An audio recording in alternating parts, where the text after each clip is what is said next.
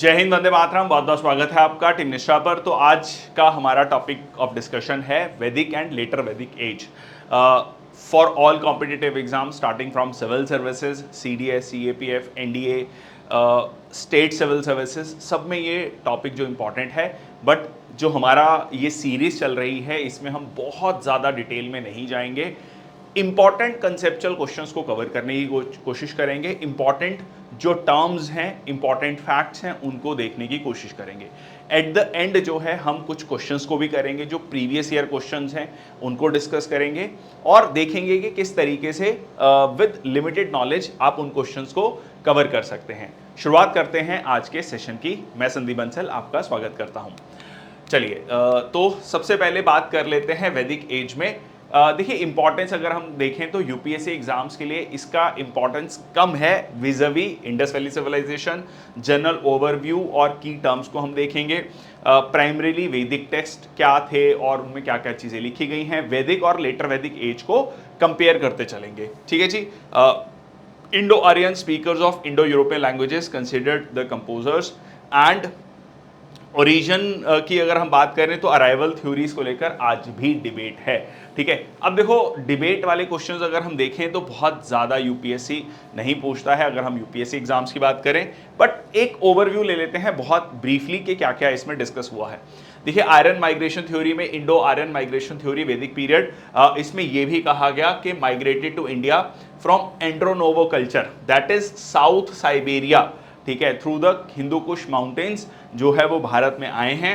अब ये इसके सपोर्टिंग एविडेंस क्या है? Presence of horses, fire worship, spoked wheels, cremation practices, ये सारी की सारी चीज़ें आपको सदर्न साइबेरिया में देखने को मिलती थी। ये जो है कहीं ना कहीं आज भी मतलब कुछ सेट ऑफ हिस्टोरियंस इस थ्योरी को सही मानते हैं। ठीक है जी, आगे चलते हैं। नेक्स्ट आपका सेंट्रल एशियन थ्योरी। अब ये कहता है कि जो सेंट्रल एशिया का रीजन है, अगर हम देखें जो वोकैबुलरी है वैदिक टेक्स्ट की और ईरानियन अवेस्ता की, वो काफ़ी मिलती जुलती है। मतलब कहीं ना कहीं वहीं से ये डिराइव हुआ है। Recent Y chromosome studies, genomic formation of south and central Asia, ये भी इस तरफ इशारा करता है। ठीक है, क्रोमोसोम स्टडीज भी इशारा करता है। ये थ्योरी दी थी मैक्स म्यूलर ने और अगेन जैसे मैंने आपको पहले बताया डिबेटेड है ये। यूरोपियन थ्योरी की बात करें तो यहाँ पर European, Indo European language family. अब ये कहीं ना कहीं यूरोपियंस के द्वारा कहा गया कि देखिए, हम एक ही कालखंड के समय में एक साथ थे। कुछ लोग यूरोप की तरफ चले गए, कुछ लोग इंडियन सब कॉन्टिनेंट की तरफ आ गए। हम लोगों ने बहुत डेवलप कर लिया, आप लोगों ने डेवलप नहीं किया, तो अब हम आए हैं कह लीजिए अपने ब्रदर्स को डेवलप करने के लिए। तो कहीं ना कहीं जो है डोमिनेंस शो करने का एक तरीका था। So comparative studies of European and Indo Iranian languages, Sanskrit, Latin, reveal a common ancestor. ठीक है जी, जैसे कि ब्रदर, फादर, मदर। तो अगर आप देखेंगे तो बहुत ज़्यादा शब्द, मात्र, मदर, भ्रातृ, ब्रदर, तो बहुत सारे शब्द ऐसे हैं जो काफ़ी सिमिलर साउंडिंग है, but not necessarily in iron homeland in Europe. तो ये अगेन लैंग्वेजेस को कंपेयर किया गया और कहा गया कि ये यूरोप से ही जो है आए हैं, कॉमन एंसेस्टर है, मतलब कहने का मतलब। चलिए आगे चलते हैं। नेक्स्ट है इंडियन थ्योरी। कुछ लोगों ने कहा कि इंडिजीनियस आर्यन थ्योरी के ये भारत के ही रहने वाले थे। Native to the Indian subcontinent, citing Rigvedic references to rituals, geography, recent DNA studies. इसके बारे में कहा है डॉक्टर संपूर्णानंद एसी दास, गंगानाथ झा और कुछ लोगों ने, या कह लीजिए मेनली इंडियन हिस्टोरियंस ने। आर्कटिक रीजन की थ्योरी को लेकर जो है वो कहते हैं बाल गंगाधर तिलक। लिंक्स रेफरेंसेस, क्योंकि इसमें कहा गया कि दिन जो है बहुत लंबे हैं, रातें बहुत लंबी हैं, तो ये आपको कहां पर मिलता है? जैसे जैसे आप पोल्स की तरफ जाएंगे। ठीक है, with the possible Arctic region for Aryans. अब इस थ्योरी को जो है बहुत ज्यादा स्कॉलर्स एक्सेप्ट नहीं करते हैं। ठीक है, नेक्स्ट जो है थ्योरी कही गई कि तिब्बतन होमलैंड था, मतलब तिब्बत से जो है आर्यंस आए थे। अगेन इस थ्योरी को भी बहुत ज़्यादा एक्सेप्ट नहीं किया जाता। ये थ्योरी दी गई थी स्वामी दयानंद सरस्वती के द्वारा। तो ये कुछ पॉसिबल थ्योरीज हैं आर्यन इन्वेजन को लेकर, या आर्यन कहाँ से आए थे। अगेन कोई भी थ्योरी बहुत ज़्यादा एक्सेप्टेबल थ्योरी नहीं है। अब बात कर लेते हैं लोकेशन की। सो लोकेशन जो है अर्ली और लेटर आर्यंस, अर्ली आर्यंस जो है सेटल हुए थे सप्त सिंधु वाले रीजन। सप्त सिंधु मतलब 7 नदियों का रीजन, जिसमें सबसे इंपॉर्टेंट नदी थी आपकी सरस्वती नदी, जिसके रेमिनेंट्स को आज हम घग्गर नदी के रूप में देखते हैं, या जो कह लीजिए सरस्वती नदी जो कहा जाता है कि लुप्त हो गई। ठीक है, ये मेन नदी थी। उसके बाद लेटर आर्यंस की अगर हम बात करें तो वो लेटर आर्यंस इस पर्टिकुलर रीजन जो प्रेजेंट डे पंजाब हरियाणा के रीजन से eastward present day UP and Bihar की तरफ शिफ्ट होना शुरू होते हैं। ठीक है, जिसमें 2 चीजें बहुत इंपॉर्टेंट रोल प्ले करती हैं, फायर एंड आयरन। ठीक है, खासकर आयरन। आयरन से जो ये गंगा नदी और उसके आसपास का इलाका था, जो जंगल था, उसको काटा गया और उसमें खेती की गई। ठीक है, सो establish the Kuru Panchal region, Indo Gangetic divide, और अपर गंगा वैली या कह लीजिए जो वेस्टर्न यूपी का एरिया, धीरे धीरे वो ईस्ट की तरफ बढ़ते चले गए। Story of Videgh Madhav exemplifies the eastward movement. और इवेंचुअली हम जब महाजनपद की बात करेंगे तो महाजनपद देखेंगे किस तरीके से जो प्रेजेंट है उत्तर प्रदेश और बिहार है, वहां पर जाकर आपको महाजनपद मिलते हैं, और उन्हीं में से एक मगध एम्पायर जो है बाद में चलकर सबको डोमिनेट करता है। नेक्स्ट आता है रेफरेंस टू सी। तो ऋग्वेद में जो है आपको लिमिटेड सी का रेफरेंस मिलता है। समुद्र, although samudra can be interpreted as collection of water, but कोई बहुत बड़ी लार्ज वाटर बॉडीज की बात नहीं की गई है। यहां पर लेटर वैदिक पीरियड में इस चीज के बारे में बात की गई है। यहां पर ईस्टर्न और वेस्टर्न सीज की नॉलेज है, और नर्मदा रिवर की बात की गई है, विंध्या माउंटेन्स की बात की गई है। तो सीधा सीधा इस चीज के बारे में पता लगता है कि अर्ली वैदिक से लेटर वैदिक पीरियड में जो आर्यंस थे वो एक्सपैंड करते हैं, खासकर ईस्टर्न साइड में और वेस्टर्न साइड में भी। आगे चलते हैं, नेक्स्ट है फॉर्म्स ऑफ गवर्नमेंट। अब देखो, गवर्नमेंट की अगर हम बात करें तो इनिशियल समय पर वैदिक पीरियड में kingship existed but not hereditary. ठीक है, हेरिडेटरी मतलब राजा का बेटा राजा बनेगा, ऐसा नहीं है। ठीक है, और राजा को कहा जाता था राजन। ठीक है, protector of cows with limited military focus. बस इतना ही था फोकस कि अपनी ट्राइब को बचाना है, अपने लोगों को बचाना है। ठीक है, refer to as cow acquisition, no concept of divine kingship. Divine kingship का थ्योरी ये कहता है कि जो राजा है वो सीधा अथॉरिटी कहां से डिराइव करता है, भगवान से डिराइव करता है। तो ऐसी कोई चीज नहीं थी, मतलब एक राजा जो भी राजन है वो लोगों में से ही चुना जा रहा है, वो कोई डिवाइन व्यक्ति नहीं है। ठीक है, इस तरीके की कोई थ्योरी नहीं थी। अब उसके इंपॉर्टेंट रोल्स क्या थे, लाइक और क्या क्या चीजें हैं, पुरोहित है जो प्रीस्ट है, सेनानी आर्मी लीडर, ग्रामीणी विलेज हेड, मतलब सब मिलजुल कर डिसीजन ले रहे हैं, कलेक्टिव डिसीजन ले रहे हैं, हेरिडिटरी रूल नहीं है, ऐसा जो डिवाइन किंगशिप का कोई कंसेप्ट नहीं है। अब यहां पर धीरे धीरे क्या होगा, किंगशिप जो है हेरिडिटरी होने लगी विद इंक्रीज्ड पावर। ठीक है, क्योंकि और एक इसमें क्या है, इसमें जो कंट्रोल है वो लोगों पर है, कोई टेरिटरी डिफाइंड नहीं है कि ये टेरिटरी है हमारी, यहां पर जाकर जो है टेरिटरी डिफाइन होने लगी। ठीक है, परफॉर्म्ड रिचुअल्स लाइक राजसूआ, राज्याभिषेक। ठीक है, राज्याभिषेक के लिए पूरा प्रॉपर यज्ञ हो रहा है। ठीक है, और उसके बाद वाजपेय, चैरियट रेस, जिसमें कि रथ को दौड़ाया जा रहा है, अलग अलग कह लीजिए जो भी कंटेंडर्स हैं पावर को लेकर, जो जीतेगा वो सबसे बड़ा कह लीजिए योद्धा माना जाएगा। ठीक है, उसके बाद अश्वमेध है, हॉर्स सेक्रीफाइस, जिसमें कि एक घोड़े को, ये आप कई सारी स्टोरीज में सुनते भी हैं।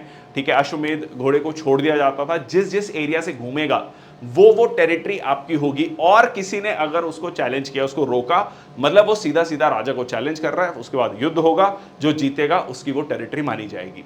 अगर आप नहीं रोक रहे हैं, दैट मीन्स आप राजा की सुजरैनिटी को मान रहे हैं, मतलब राजा के कंट्रोल को जो है वहां उस एरिया में एक्सेप्ट कर रहे हैं। ठीक है, तो ये सीधा सीधा क्या है, अपनी टेरिटरी को एक्सपैंड करना, अपने आप को पावरफुल बनाने का एक तरीका है।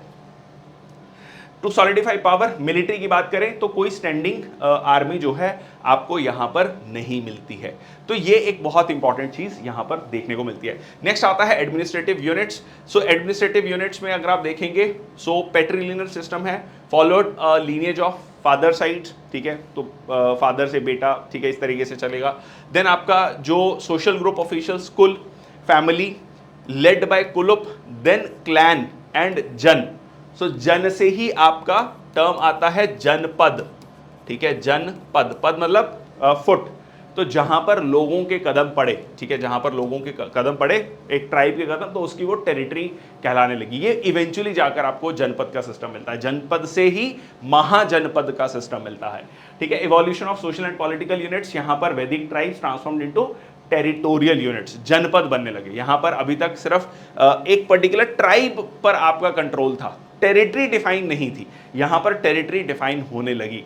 जनपद further involve into larger kingdoms, mahajanapada. The term rashtra emerged, ठीक है, जो आज के समय पर भी हम कहते हैं कि भारत राष्ट्र, तो राष्ट्र शब्द जो है यहां पर आने लगा, reflecting a shift from cattle raids to territorial wars, ठीक है। सबसे पहले कैटल सबसे इंपॉर्टेंट थी इस पर्टिकुलर पीरियड में, और उसी को बचाना जो है सबसे बड़ा काम था। यहां पर कैटल रेट से ज्यादा जो है आपको टेरिटरी को बचाने के लिए युद्ध होने लगे, लड़ाइयां होने लगी। उसके बाद आप चलते हैं ट्राइबल असेंबलीज पर। ट्राइबल असेंबलीज में देखिए, वैदिक पीरियड में, अर्ली वैदिक पीरियड में आपको सभा, एक्सक्लूसिव काउंसिल ऑफ एलीट्स, ठीक है, मतलब बड़े बुजुर्ग जो बैठ के बातचीत कर रहे हैं, ठीक है, पंच या सरपंच या पंचायत का सिस्टम कह ले सकते हैं। समिति, larger public assembly lead by the king, जिसमें जैसे ग्राम सभा है, ठीक है, सो यहां पर लार्जर पब्लिक असेंबली है लेड बाय द किंग। और vidatha tribal assembly with the diverse roles, religious, military sector, तो हर एक डिसीजन जो है मिलजुल कर लिया जा रहा है। अभी राजा का कंप्लीट कंट्रोल नहीं है कि अल्टीमेट वही है, जो वो बोल देगा वही कानून है, ऐसा कुछ नहीं है अभी। असेंबली और ट्रूप फंक्शन ज्यादा क्लियर नहीं है। गण से ही गणतंत्र शब्द जो है आता है आपका। आज के समय पर हम कहते हैं ना रिपब्लिक डे, ठीक है, रिपब्लिक का मतलब जो है राजा का बेटा राजा नहीं होगा, हेड ऑफ द जो स्टेट है वो राजा नहीं होगा, जैसे आज के समय पर हम कहते हैं कि राष्ट्रपति हमारा चुना जाता है। तो ये कुछ यहां पर सिस्टम आपको देखने को मिलता है। अब डिक्लाइन ऑफ वैदिक असेंबली, सभा समिति, इनकी इंपॉर्टेंस कम होती है, विदत की इंपॉर्टेंस कम होती है, ठीक है। तो सीधा सीधा राजा की पावर्स जो है यहां पर बढ़ने लगती हैं, ठीक है। नेक्स्ट आपका चलते हैं political structure. So clan based है, social structure revolve around clans, caste नहीं है अभी, ठीक है, कास्ट सिस्टम अभी नहीं आया। किंग्स और प्रीस्ट जो है क्लैन के नेटवर्क का पार्ट है, और प्रोफेशंस जो हैं बाय बर्थ डिटर्मिन नहीं किए जा रहे कि आप इस जाति में जन्म लेंगे तो यही आपका जो है काम होगा, यही आपको करना होगा। अब यहां पर लेटर वैदिक पीरियड में ये चीज शिफ्ट होने लगी। Emergence of caste system with 4 varnas, ठीक है, 4 वर्ण जो है ब्राह्मण, क्षत्रिय, वैश्य, शूद्र, ये धीरे धीरे शुरू होने लगा। Restrictions on marriage, caste exogamy, ठीक है जी, तो यहां पर जो है विद इन जो कह लीजिए गोत्र, विद इन गोत्र शादी नहीं होगी, उसके बाहर, ठीक है, शादी होगी। Hierarchy, rigid social structure developed, Brahmins gaining power due to the importance of sacrifices. तो वेद को पढ़ना पढ़ाना ये काम जो है ब्राह्मण्स का है, क्षत्रिय का प्रोटेक्शन है, बट वेद को पढ़ने का काम भी है वैश्य, क्षत्रियस का और वैश्यस का काम वेद को पढ़ना भी है, बट पढ़ाने का काम एक्स्ट्रा जो है वो ब्राह्मण्स का है। इसके अलावा वो प्रोटेक्ट करेंगे, ये जो है कह लीजिए व्यापार है, ठीक है, एग्रीकल्चर है, बाकी सारी चीज़ें इकोनॉमिक एक्टिविटीज़, और शूद्र जो है उनका काम है कि बाकी तीनों जो कह लीजिए ब्राह्मण, क्षत्रिय, वैश्य जो है उनको सर्व करना है, ठीक है, उनको सर्व करना है। नेक्स्ट आता है आपका वर्ण सिस्टम। वर्ण सिस्टम में अगर हम देखें, पॉसिबली डिफरेंशिएटेड वैदिक पीपल फ्रॉम नॉन वैदिक पीपल। तो वर्ण जो है अगर डिफरेंशिएशन था अर्ली वैदिक पीरियड में, तो वो इतना ही था कि ये वैदिक लोग हैं, आर्यंस हैं, और ये नॉन आर्यंस हैं। नॉन आर्यंस को कहा गया दस्यूज, दस्यूज से ही शब्द दास, स्लेव्स, ठीक है, बेसिकली कि ये काव को चुरा कर ले जाते हैं इस तरीके से, ठीक है। सो ऋग्वैदिक सोसाइटी वाज नॉट इगैलिटेरियन, ऐसा नहीं था कि सब बराबरी का सिस्टम था, ठीक है, कुछ सोशल हायरार्की थी, डिवीजन ऑफ लेबर था, ठीक है, बट उस तरीके से रिजिड नहीं है अभी सोसाइटी। और कंसेप्ट ऑफ स्लेवरी भी है, ठीक है, कंसेप्ट ऑफ स्लेवरी भी है।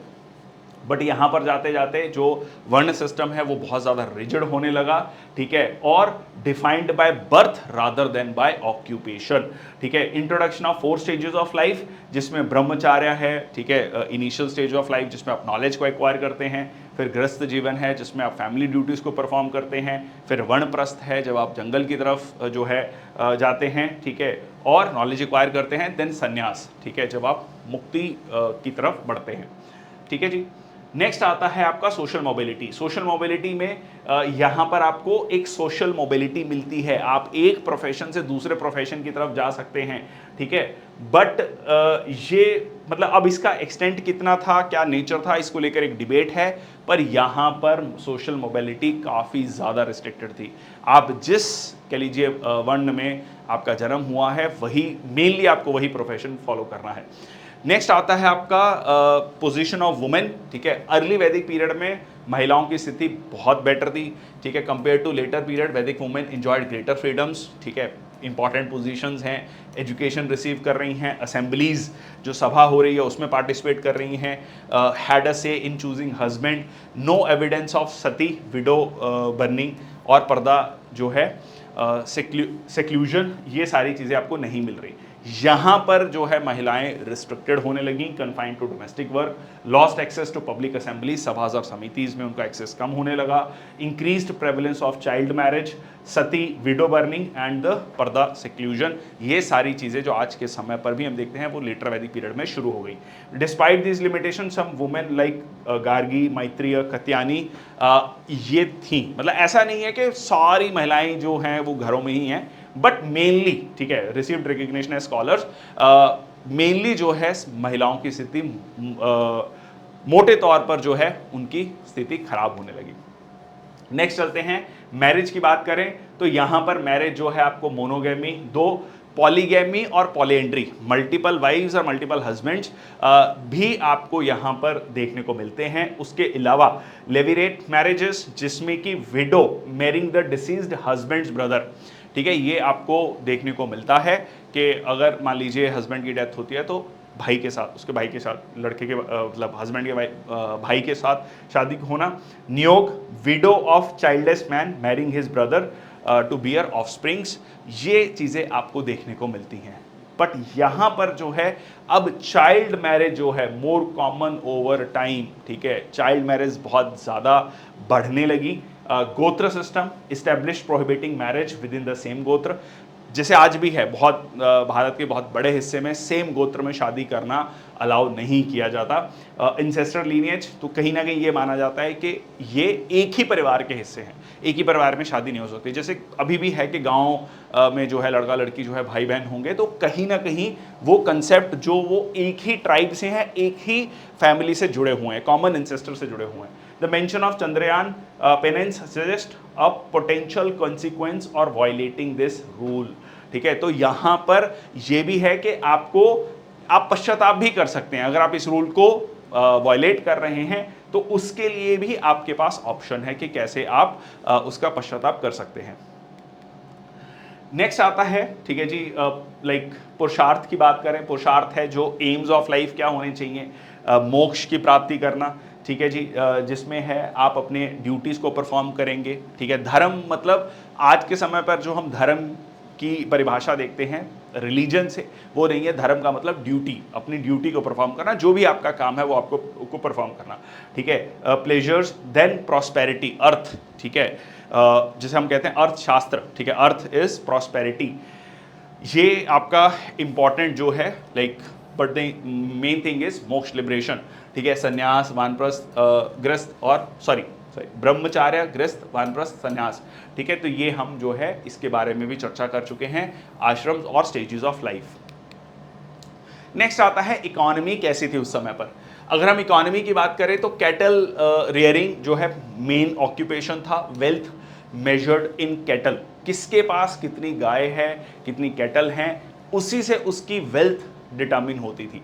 Cattle denoted wealth with wealthy individuals refer to as gomat, ठीक है, gomat is rich in cows, ठीक है, इनके पास काफ़ी सारी गाउज हैं, ठीक है, अमीर व्यक्ति है जैसे कह सकते हैं। ओवर टाइम एग्रीकल्चर जो है मेन सोर्स ऑफ लाइवलीहुड आने लगा, तो अब जो बहुत ज़्यादा पेस्टोरलिज्म था, मतलब कह लीजिए पशुपालन तक ही सीमित था, अब एक सेटल्ड एग्रीकल्चर, एक एरिया डिफाइन होने लगा, उस एरिया, वो ज़मीन आपकी है, उस पर आप खेती करेंगे, वो सारी चीज़ें धीरे धीरे आने लगी। नेक्स्ट आता है आपका trade and commerce. Trade and commerce की अगर हम बात करें तो बहुत ज़्यादा एविडेंस आपको ट्रेड एंड कॉमर्स के नहीं मिलते। एक प्राइवेट प्रॉपर्टी का कंसेप्ट नहीं था, कॉमन प्रॉपर्टी का कंसेप्ट था। पॉसिबल यूनिट ऑफ जो करेंसी है, एज सच करेंसी नहीं थी, but nishka might have served as a unit of exchange for value. ठीक है, तो इसमें निष्क, सतमन, कृष्णल, तो ये एक पॉसिबल गोल्ड की वैल्यू है। ठीक है, गोल्ड की एक पर्टिकुलर वैल्यू है, उसको यूज किया जा रहा है। ठीक है, यहां पर जो है अब प्राइवेट प्रॉपर्टी रिकॉग्नाइज होने शुरू हो गई। जैसे मैंने आपको कहा ना कि वो प्राइवेट प्रॉपर्टी है, वो आपका खेत है, वहां पर आप खेती करेंगे। ठीक है, विद हाउस होल्ड हेड्स, गृहपति, तो जो उसका ओनर है उसको क्या कहा जाने लगा? गृहपति, गृह, घर। Okay, exchange system, barter system remain common, but जो निफ्ट emerged as a unit of value, not a full fledged currency, but yes, एक वैल्यू के टर्म में कि इस चीज की इतनी वैल्यू है, ये डिफाइन होने लगी। तो इससे क्या होगा? ट्रेड जो है सुगम होगा, इजी हो पाएगा ट्रेड। देन आपका आता है rise of trade, merchant guilds, श्रेणीज gain prominence, indicating growing trade activities. अब ये आप कह सकते हैं कि जो वैश्य वर्ग है, ठीक है, व्यापारी वर्ग है, वो ग्रो करने लगता है, ट्रेड बढ़ने लगता है, उनके पास रिसोर्सेज आने लगते हैं, पैसा आने लगता है।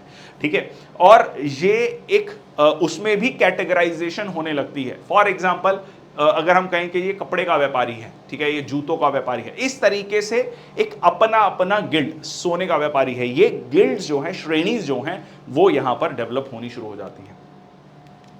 नेक्स्ट आपका आता है रेवेन्यू सिस्टम। रेवेन्यू सिस्टम की बात करें तो रेवेन्यू सिस्टम इनफॉर्मल था, कोई भी रेगुलर टैक्सेस नहीं थे, वॉलेंट्री था अर्ली वैदिक पीरियड में। ठीक है, बलि जिसे कहा गया, spoils of war, then gifts, exchange of gifts on a group level played a significant role. ठीक है, तो यहां पर सब मिलकर जो है कंट्रीब्यूट कर रहे हैं, कोई फिक्स्ड रेवेन्यू सिस्टम नहीं है। यहां पर जो है रेवेन्यू सिस्टम फिक्स होने लगा। ट्रिब्यूट कलेक्शन बिकेम मैंडेटरी, आपको देना ही पड़ेगा। ठीक है, स्पेसिफिक, जैसे लाइक जस्ट 1/6। ठीक है, कई बार ये देखा जाता है कि इसमें 1/6 जो है रेवेन्यू की बात की गई। संग्रहेत्री, इसका एक टैक्स ऑफिशियल है, जैसे आज के समय पर आप कहते हैं कि जी ये टैक्स इंस्पेक्टर है या आईआरएस ऑफिसर है, वैसे ही आपको संग्रहेत्री जो हैंडल्ड टैक्स कलेक्शन। नेक्स्ट आपका आता है Vaishyas, merchant trader class emerged as the primary tax payers, क्योंकि इनके पास पैसा है। ठीक है, धीरे धीरे रेवेन्यू आने लगा, पैसा आने लगा, तो इन पर ही मेजरली जो है टैक्स लगाया जाता था।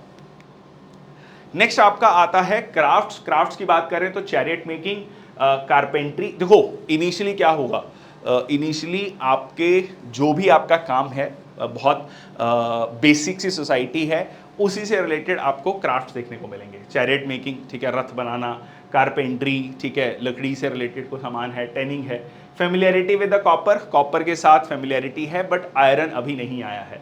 पॉटरी भी आपको बहुत बेसिक सी पॉटरी मिलती है, ऑशर कलर्ड पॉटरी जो है बेसिक पॉटरी मिलती है। यहां पर जाकर आपको पॉटरी मतलब बर्तन जो हैं पेंटेड ग्रेवियर पॉटरी मिलने लगी। ठीक है, पैसा आने लगा, बर्तन जो है उसमें क्वालिटी बढ़ने लगी। इसके अलावा अगर आप देखेंगे, started using the iron, iron को यूज करने लगे, जिसका नाम है कृष्ण आयास और श्याम आयास। ठीक है, और ये अगर आप देखेंगे इनिशियली ऋग्वेद, सामवेद, यजुर्वेद, अथर्ववेद, तो ऋग्वेद या ऋग्वेद, सामवेद ये इनिशियल समय पर है। तो इसका कह लीजिए जो आयरन के बारे में आपको पता लगता है यजुर्वेद में। ठीक है, यजुर्वेद में। सो मेटल की नॉलेज है, tin, lead, silver, gold, bronze, copper. ठीक है, सारे जो मेटल्स हैं उनका यूजेज बढ़ने लगा। अब देखो मेटल्स का यूज बढ़ने लगेगा तो उससे हथियार बनने शुरू होंगे। ठीक है, दो चीजें होंगी, हथियार बनना शुरू होगा, औजार बनना शुरू होगा। औजार से क्या होगा, खेती बेटर हो पाएगी, लोहे का जो है औजार बनने शुरू हो गए, हथियार बनना शुरू हो गया, ज्यादा इफेक्टिव हथियार बनने शुरू हो गए, तो लड़ाइयां ज्यादा होंगी। ठीक है, तो दोनों ही चीजें जो हैं यहां पर एग्रीकल्चर भी होने लगा, सरप्लस प्रोडक्शन होने लगा, सरप्लस प्रोडक्शन से स्टैंडिंग आर्मी की तरफ आप बढ़ने लगेंगे। ठीक है। स्टैंडिंग आर्मी मतलब क्या है कि पहले आर्मी अलग से नहीं है, जो किसान है वही समय आने पर एक आर्मी पर्सनल का काम कर रहा है। स्टैंडिंग आर्मी का मतलब हो गया कि जिसका काम फुल फ्लेश जो है प्रोटेक्शन करना है, सुरक्षा करना है, ठीक है।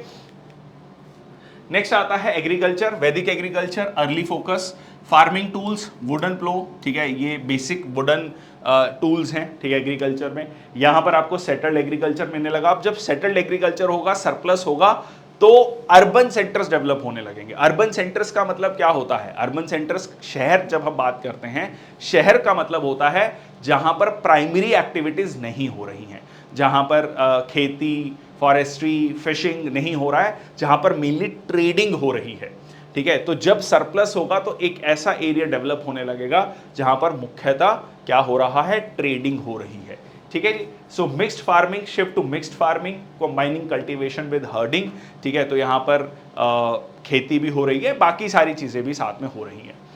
देन आपका डाइटरी स्टेपल्स में अगर हम बात करें तो वीट भी है, राइस भी है, rice, vrihi, wheat, godhuma became the primary food sources, depending किस लोकेशन में है, कितनी बारिश हो रही है, उसके अकॉर्डिंगली आपको स्टेपल डाइट्स देखने को मिलती हैं।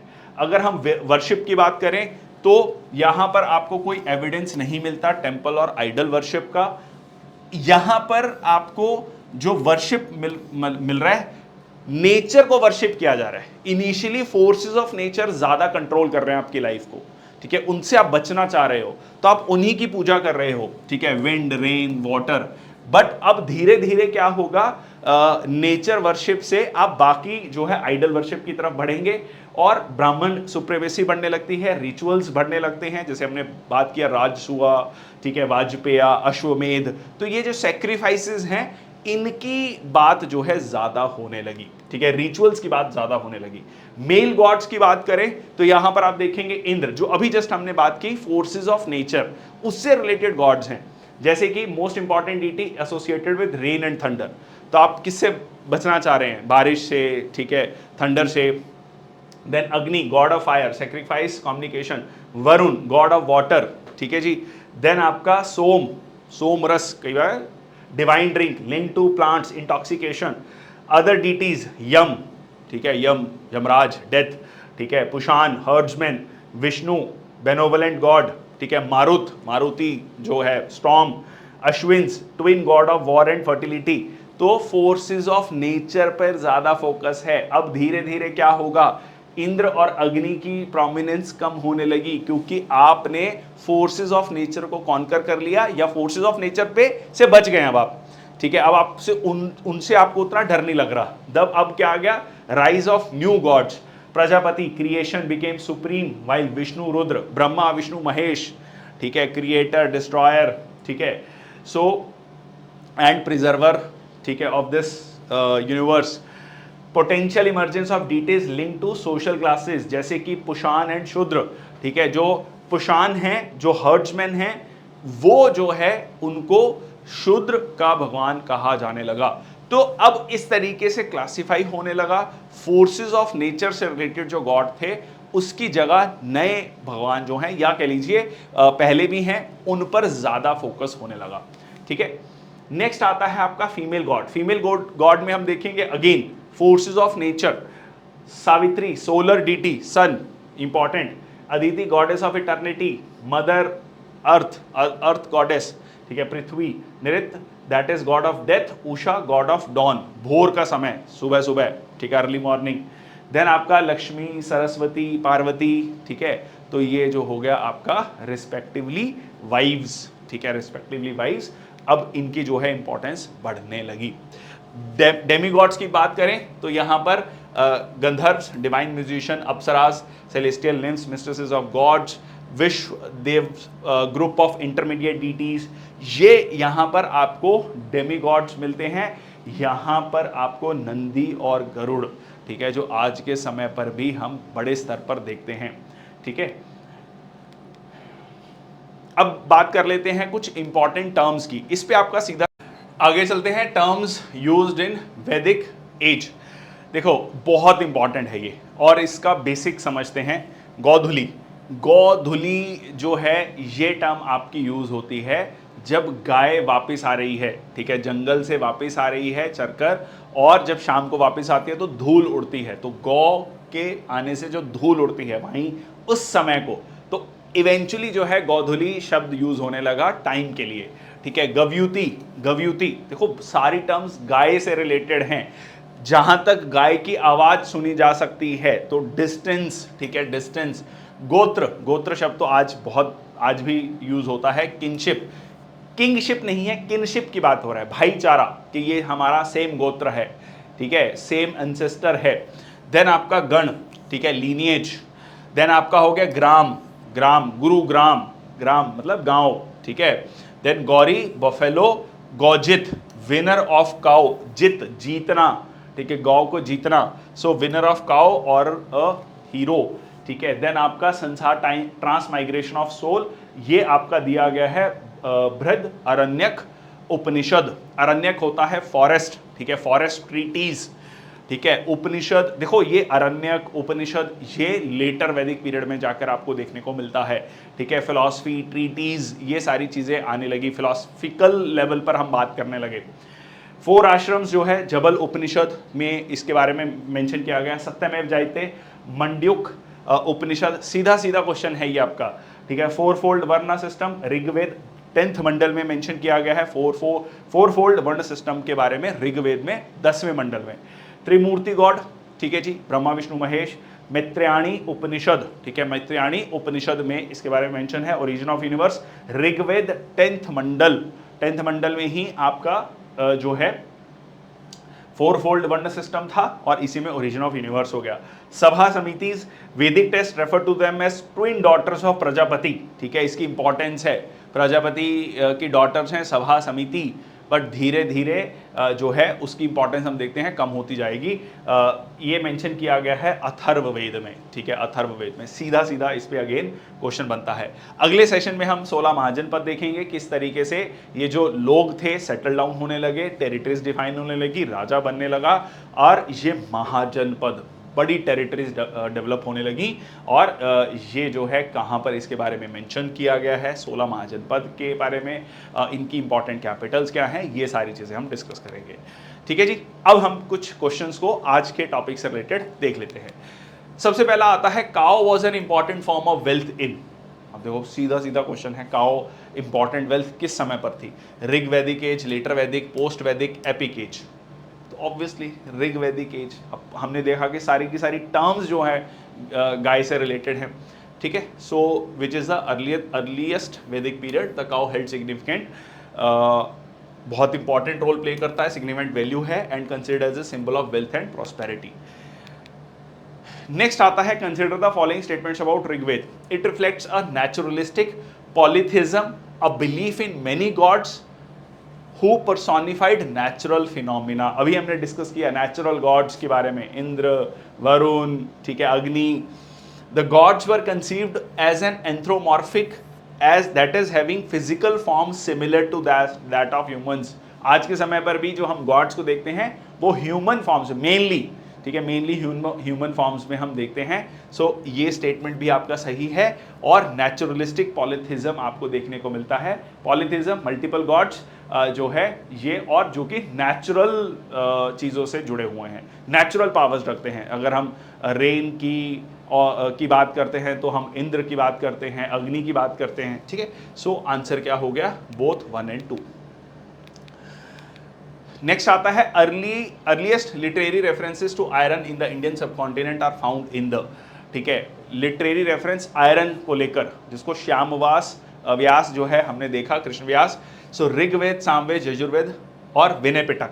विनय पिटक तो देखो हम बुद्धिज्म में जाकर पढ़ेंगे, तो आंसर क्या हो गया? यजुर्वेद। इसके बारे में मैंने आपको बताया भी था कि लेटर वैदिक पीरियड में जाकर हम आयरन के बारे में देखते हैं, और यजुर्वेद भी उसी समय पर आपको देखने को मिलता है।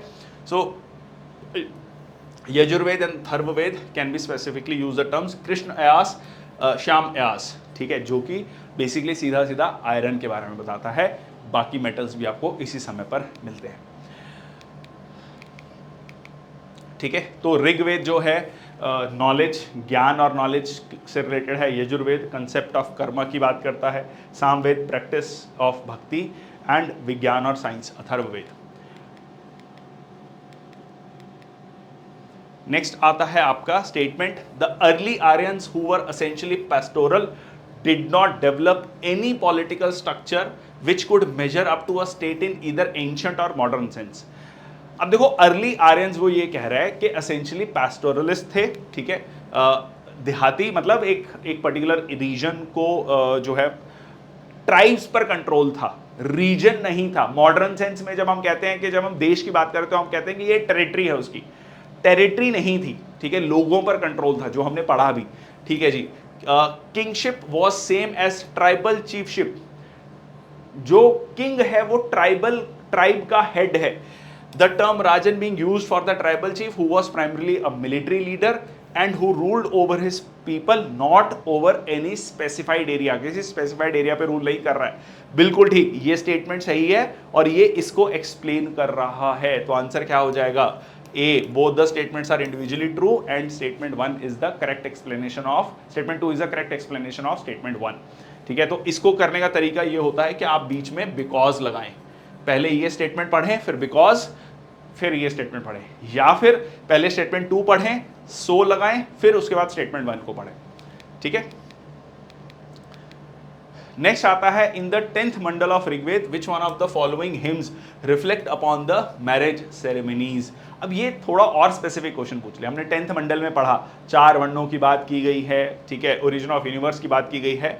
तो यहां पर जो है पुरुष सूक्त, ठीक है, पुरुष सूक्त जो है उसमें मैरिज सेरेमनीज की बात की गई है। अब सूर्य सूक्त, नाम से लग रहा है सूर्य, सूरज, दान, स्तुति, दान, डोनेशन से रिलेटेड होगा। चलिए तो यहां पर देख लेते हैं, Surya Sukta hymn in the praise of sun god, ठीक है, Dana Stuti hymns in the praise of those who donate. उमा सूत्र जो है डॉट या मार्क ऑन द फोरहेड, ठीक है, फोरहेड पर जो tilak that is put before performing rituals.